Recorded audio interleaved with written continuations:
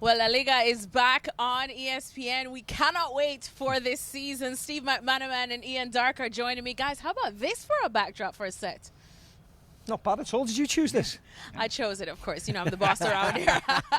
Well, you guys have been the bosses. Mac, I know you've played here many a times in Barcelona, of course, when you suited up for Real Madrid. But let's be honest, all the focus so far has been on Barcelona. Yes. That's the match we're here for as they go up against Rayo Vallecano. But it's because Barca, the money that they have spent that we didn't know they have to bring in names like Rafinha and Robert Lewandowski. I mean, it's been pretty much an exciting time for Barcelona, finally. Yeah, at this time last year we were worried about Barcelona's finances, but they didn't have the team or the squad to challenge in La Liga. This year they have. They've still got the financial problems in this magic way of moving money around to buy players and financial gymnastics it's been called.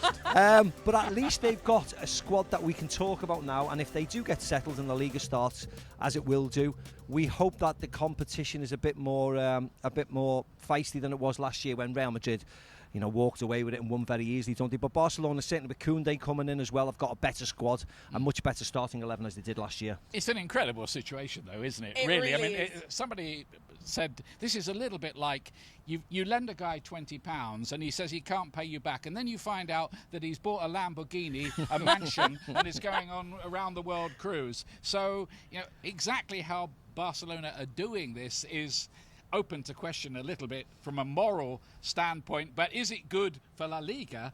You bet it's good for La Liga, because suddenly now Real Madrid have got a really proper challenge on their hands. Exactly, massive challenge on their hands. But before we continue to preview the rest of the season, let's talk about the first match at hand, Barcelona against Rayo Vallecano. Normally on paper, this would be a David and Goliath clash, wouldn't it be, Maka? But with the ups and downs Barcelona have had, even with the signings that they've made, has the playing field kind of leveled out a bit for this one? No, I don't think it has, because we'll have a relatively full crowd, won't we, tomorrow? It'll be warm, but it'll be in the evening. Barcelona will have a full strength squad. What we presume. Fingers crossed. We presume, and also they've had a good pre-season, and some of the players have played really well. So you think that, listen, it's going to be a difficult game for Rayo Vallecano, and it will be a lot closer than in previous years. But I still expect Barcelona to start the season well, like they did last year when there was question marks about them. But if you remember our first game last year, they were excellent. So I think they'll be exactly the same again tomorrow. Darky, how about this one for you? Well, here's something. Rayo Vallecano beat Barcelona in both of the meetings last season, including towards the end of the season. They won 1-0 at the Camp Nou. They've got Radamel Falcao.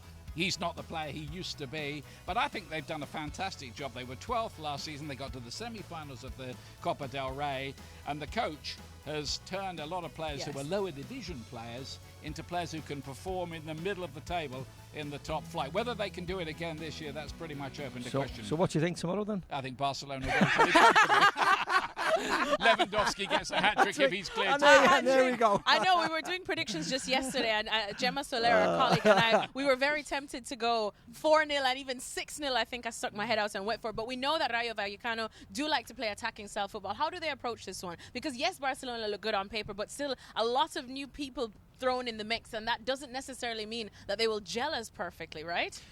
Yes, and I agree. And it's the first game of the season, and sometimes you see some strange results. And Rayo Vallecano will be quite confident going to Camp Nou, because they've won there last year and they played very well against them. So I think they'll go and have a go, because there are still weaknesses in Barcelona's squad. That goes without saying. I think they will improve as the season gets along and as the players gel together, because as we know, they've thrown 5 or 6 players in, a couple of free signings, a couple of big signings, of course, but they all still don't know each other's game really well. So Rayo Vallecano have got a really good chance, but we just think that in the end, class will tell. I think Koundé is a great signing, don't you? Massively for Barcelona. good signing. I really do. He's quick, sees where the fires are, puts them out. Wonderful signing. I think that's why Chelsea wanted him, but they didn't get him. Barcelona did, and he could make quite a big difference, I think.